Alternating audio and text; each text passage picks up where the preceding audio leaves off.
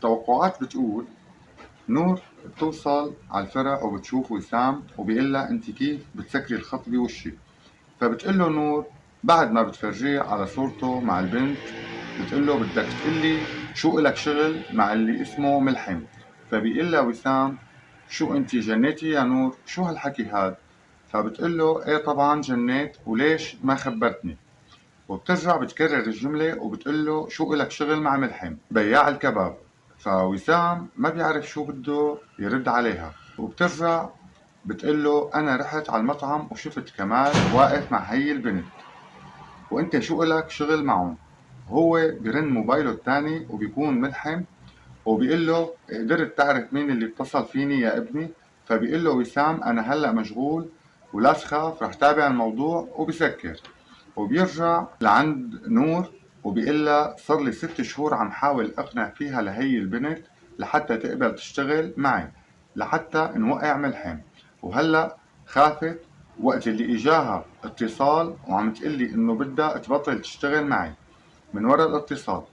فبتقله نور شو هذا الشغل؟ فبيقلها وسام انا ضابط بشعبة المعلومات ولازم يكون عندي هيك حدا لحتى اقدر اعرف اعمل شغلي، وهي وحدة منهم.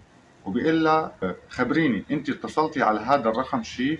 لانه مثل ما قلت لك هي البنت خايفة وعم تقول ما عاد بدها هي الشغلة كلها.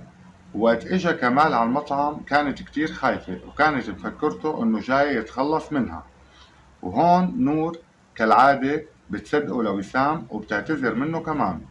وأمير ووسوف بيروحوا بيرجعوا على المطعم لعند ملحم، وبيكون ملحم عم يستناهم، وبيقعدوا سوا.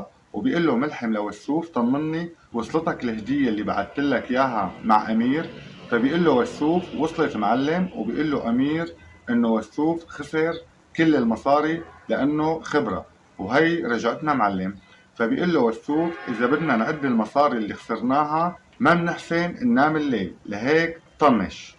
وبعدين بيعطي الكرت لملحم اللي أخده من دونا، وملحم بحركة سريعة منه بيغير الكرت بكرت عليه كتابة غير الكتابة اللي على الكرت الأصلي، وبيحط الكرت الأصلي بجيبته والكرت المزيف بيتم بإيده. ووسوف بيلح على ملحم إنه يرجعوا أصدقاء قدام كل العالم، بس ملحم بيعصب وبيضرب الكرت على الطاولة وبيتركوا عليها للكرت، وبيقول له قوم معي لبرا.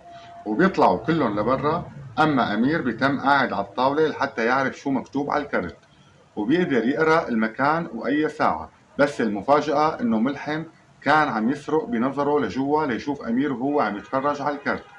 وبيروح وسوف وبيدخل ملحم لجوا وبيقول له لأمير برافو عليك اليوم اشتغلت شغل كويس. فبيقول له أمير بس أنا ما فهمت شي، وشو اللي صار اليوم؟ بيقول له ملحم بعرفك أذكى من هيك يا ابني.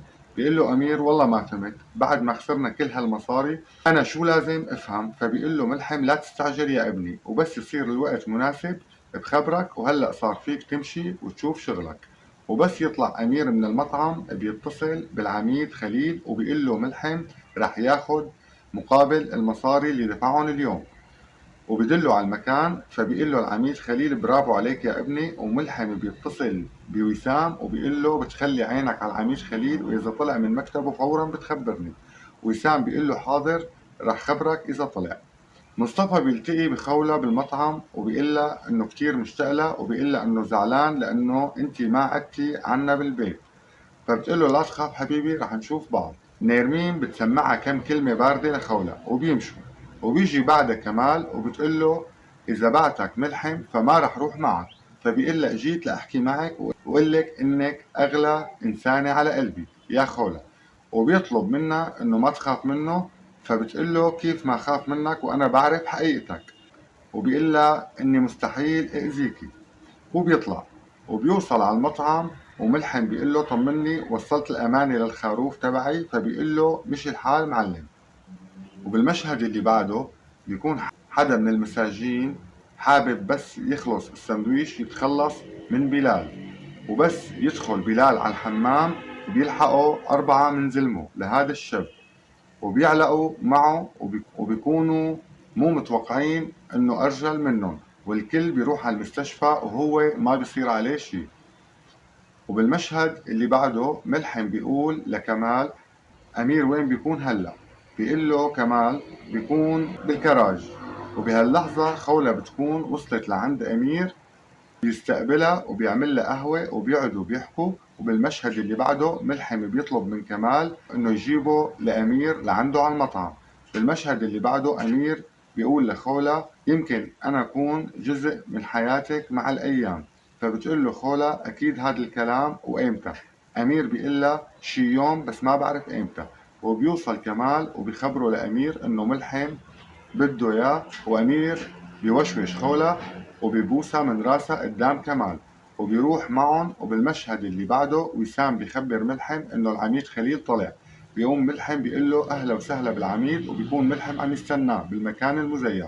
وبالمطعم أمير بيكون خايف وبيقول لكمال حاسس إنه رح يصير شيء مو منيح. بيقوم بيقول له كمال بالعكس أنا حاسس إنه رح يصير شيء منيح، بس أنت لأنك خايف وقلبك نظيف هيك رح تحس.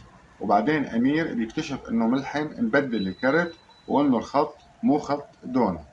وأمير بيحكي مع العميد وملحم بينتظر العميد كتير وما بيجي، وبيقول بنفسه والله ظلمتك يا أمير. وهيك بتخلص توقعات أحداث الحلقة.